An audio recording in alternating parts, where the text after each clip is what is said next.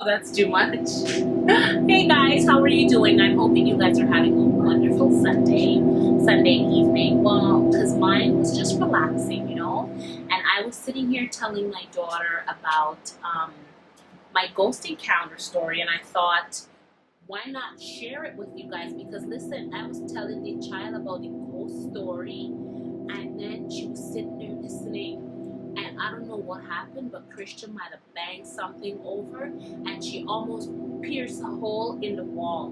So I just figured since that happened, it's real up in here, so might as well just go ahead and tell you the story. I don't know if any of you had any ghost encounter stories that you'd want to share with me as well. I would love to hear about it because it's always really interesting, to think about a world beyond this one. Like, we don't know. Like, and I really don't want to find out. Like, I feel like I'm gonna live forever. I'm gonna live forever. I want to feel like I'm going to. I want to feel like I'm gonna live forever. So, with that being said, you guys, I'm gonna go ahead and just jump right into it. So, if you want to hear about my little ghost encounter, I would like for you to stick around so we can jump right into it. We are sip the Henny for the day, baby. Bad man, we no stray, baby. Oops, I done fell for your way, baby. I know, girl, but what? You don't know from the first time I seen your love, you got me, baby. Even though, girl, I know. So, this happened like many years ago. I was probably around, let's say, I'm gonna say 12 years old. I'm thinking that's what I was because I can't really remember, but I'm guessing it had to have been around that time. So see, what happened was, like I said in previous videos, some of you may know, I grew up with my grandparents and I've always had a room to myself, right? Because, they had their own room, so I had a room to myself and, always slept by myself. I'm so used to being alone. Like, I sat and talked to myself like kids that had imaginary friends. I did not have imaginary friends. I was always the person that did a lot of talking. Some people do, some people don't. I was just one of those kids. So I remember one night in particular, it was raining quite a bit. And if you are from the Caribbean, when it's raining, it is pouring down. Like, when I tell you pouring, like, some people have never experienced that. It's nothing like raining here in North America. I think it barely trickles when you really think about it. It just barely trickles down, and you could pretty much get to the mall with the rain that falls here, and you're not really like soaking wet. So, and then because we have the zinc sheets on the rooftop, it's so soothing. Something about the rain falling at night, it's very soothing. So you tend to fall asleep and you have the best sleep. You have the best sleep ever that you can ever imagine, because there's something about rain falling at nights when it's time for sleeping. It's just really relaxing. So, like I said, one night in particular, it was raining quite a bit. Yes, one night in particular, it was raining quite a bit, and my grandparents had retired to bed, and so did I. Now, this might have been like in the wee hours of the morning. I just don't know what time it was, because it's not like I got up and looked at the time or anything like that. It was just one of those things. So I remember waking up to the sound of someone banging on the door. Bang, bang, bang, bang, bang, right? So the thing is, if you've ever lived with older people, or you have older people in your household, they never sleep deep. Like, even the slightest pin will drop. You'd be like, what was that? Oh my God! This is, older people, they freak out over the simplest things. So I was surprised that no one else heard. I was lying there for a while, and I was thinking to myself, it's so strange that I'm the only one who heard this. So I thought to myself, I got up, I sat up on the bed, and I'm thinking about it for a while, and the banging just kept going, and my granny, they didn't hear anything. So, and that was totally unlike them. Like I said, they have super sensitive hearing, you know what I mean? So I got up and proceeded to the front door without saying anything. I thought about it. I thought to myself, if I went and opened the door without my granny's knowledge, I would be in big trouble. So I thought about, letting her know that someone's knocking at the door. And at one point, I swore I heard, in the room that I stayed in, there was a window by the bed. And I swore I heard someone knocking on the window. So in my mind, it must be someone familiar, because who would know that I would be in that room unless it's someone who really knew about us, who knew us very well, some family friend or something, right? So while I stood there in the living room, contemplating whether to open the door or not, I heard the person said, "It's Uncle Errol, Shelley." Well, that is one of my uncles. And if you watch my videos from before, I've always been so crazy about my uncles. Like most kids are. You think of your uncles and they're coming in, you're super excited. Yay, oh my God. And a lot of my uncles always work out of town. So when they come through, I'm super excited because, yay, I get to see them. I loved them. So the person said, "It's Uncle Errol, Shelley." So I thought to myself, oh, that made it so much easier. Without thinking, I don't even know how I managed, because we had like 3 bolts in the door. Like we had one way in the top, one in the middle, and one in the bottom. And without thinking twice, I proceeded to open the door. I opened all 3 bolts. And when I opened the door, super excited. Now remember, it's raining. Now, my granny, our yard always had a lot of trees. Like we had a lot of fruit tree in our yard, and it was always well kept. Like she believed in planting. She had a lot of plants. She had a lot of flower plants, like all these little palm trees. I mean, some people will know what I'm talking about, like, because a lot of their grandparents also did the same things. So, and her yard was always well kept. Like when I tell you, one of our main jobs as children was sweeping the yard, making sure everything is intact, making sure everything is the way it's supposed to be. So that was, our job. So everyone that came by, and it's like it was the forbidden yard. Like people couldn't just wander in. You had to have known her. Like we couldn't have friends over, anything like that. Her yard was always well kept, you guys. So when I opened the door, we had our bathroom in the yard. Our bathroom was in one section, and my granny had a little passageway to walk through just in case she wanted to water her plants. And right there's the bathroom, there's the walkway, and there's a stand right beside it with all these flower plants on it. Beautiful, very, very pretty. And when I opened the door, you guys, all excited to see my uncle, thinking, oh my God, he's here. There's a man standing. I'm thinking it might have been about, let's say maybe about 3 feet from the door. There was like 3 feet between himself and me. And there was a man standing there, all dressed in. He was really, really dark, and we didn't sleep with lights in our yard. Like in our house, it was pitch dark. Like we did not have lights on during the night. All the lights were out, and we didn't have lights in the yard on either. He was very dark skinned, and now that I think about it, it seemed like he seemed Indian because he had a turban wrapped on his head, and he was wearing a white robe, and he was wearing the white turban, and he was very dark skinned, standing in the middle of the washroom and the plant stand, right in between there, and his eyes were super red.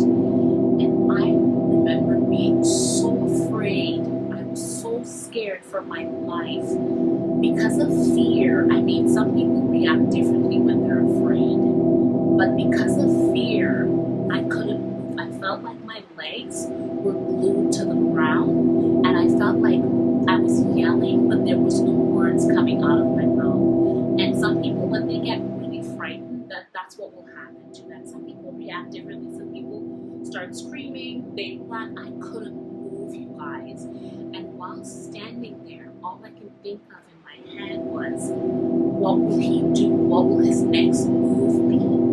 Right? And he just stood there. He didn't move and I couldn't move. And in my mind, I'm thinking to myself, like all these things are running through my mind. I'm very afraid, but I kept thinking, is he transferring some kind of demonic spirit towards me? Like, what is the purpose of this? Like, I was a child, so, very oblivious to a lot of things and just very frightened. And then again, who wouldn't be? Like, you're waking up to this person who you thought was a family member. And, you're thinking, and this is how these things operate. Like, they come to you all camouflaged like someone you know to lure you, This is how they will lure you. So, he's standing there, I'm standing in the doorway. And I stood there for maybe a good 3 minutes before I finally muster up. I don't know where I got the strength. Before I finally muster up the strength to go back inside and close the door. But remember, no one else heard. Everybody was fast asleep, and that was almost impossible because of how my grandparents were, like, super sensitive to everything. So, with that being said now, I remember standing there in the kitchen in the darkness and thinking, being so frightened, shaking, being super scared and thinking to myself, should I wake my granny up? A part of me was super afraid to wake her up because I knew it's like, your parents would always say things like, how dare you? And I think it's the fear that they don't know what you let into the house, even though you say, well, no one came in, he was just standing out there. I think it's because of the fear and because of their superstitious beliefs. The fear is what made them usually trip out on you. So after, thinking about it for a little bit, I decided, I have to wake up my granny because there's no way I can go back to bed. Remember, keep in mind, I slept by myself.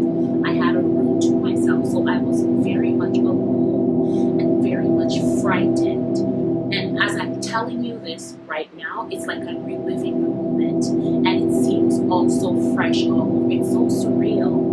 And I woke my granny up and I said to her, this is what happened. And surprisingly, I was very surprised that she didn't flip out on me. She did not, lose control of the situation and say, I'm gonna wash your backside because you should not have done that, In her mind, she thought to herself, well, this is how these things happen, and they always come to children because it's easier for children to be lured into certain things. Like, they're so innocent. They don't know what's going on. It's super, they're so oblivious to everything else around them. So, she knew. I told her, and, we stayed up all night until the very next day. And I remember taking her to the exact spot. Like, there was so much about the situation I was so afraid to even talk about.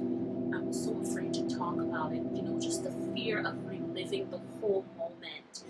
And I remember, the very next day when it was all bright outside and the day clean, I woke up and I was showing her the spot, like where the man was standing, showing her, describing what he looked like to her.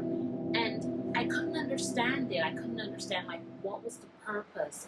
What was the meaning behind this? Usually there's some type of meaning. Sometimes when you encounter a ghost or something in your home or wherever, there's usually some type of meaning behind it. So I couldn't figure it out. And a few, let's say maybe a week later, my granny was notified that one of her uncles had passed away. And she didn't know. She had no idea. And it was around the same time that this guy showed himself to me.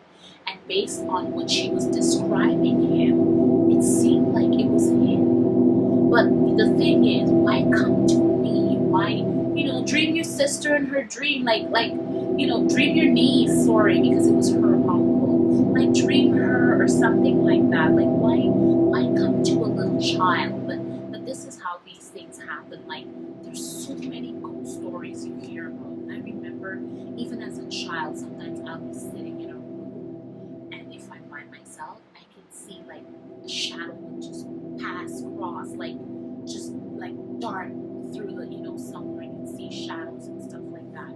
I don't see that now, obviously, because I'm older, and I try not to pay these things any mind. But the thing is, before that happened, I was never a believer in seeing ghosts or believing in the spirit world. You know what I mean? These things happen. Like this is a reality. These things happen in life. And I've told you, I think I've told you in one of my other videos that I was born twin. Like I had another sibling that passed away shortly after she was born. And every time I've been in a really bad situation in my life, I would always dream her.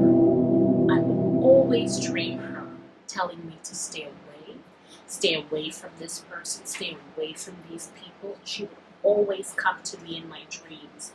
And I remember one night in particular, I'm sitting in our yard, washing school clothing. You come home and you have to do it. And I forgot to do it earlier. My granny was like, you have to go do it now. And it was pretty dark outside. And all of a sudden, you guys, I felt all the pores on my skin raised up. And I felt like someone was wearing a dress and it just grazed my face. This was like made me aware of my surroundings, like pretty much to call my attention.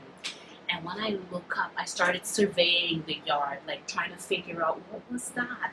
It was so real. Literally something like the cloth just grazed my face. All the pores on my skin stood up. And when I look, we had, like I said, we always had a lot of trees in our yard. And when my eyes caught notice of someone standing in the yard, but they were outside of the yard, but looking in between the bushes and just looking at me. And at the time, there was a rapist in the area, raping people and, breaking in and stuff like that. And I think that might have been, I don't know, I'm simply speculating here, that might have been her way of making me aware, whatever it was, making me aware that there was another presence around and I was in danger somehow. So with that being said, I got up, honey, saw the man standing there, and I went inside and locked the door. And, all these things, I mean, sometimes you have encounter with ghosts, and it's not always a bad thing. Sometimes it's something trying to tell you.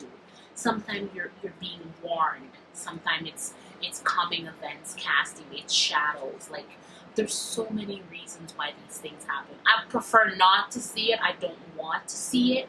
I would prefer it not happening.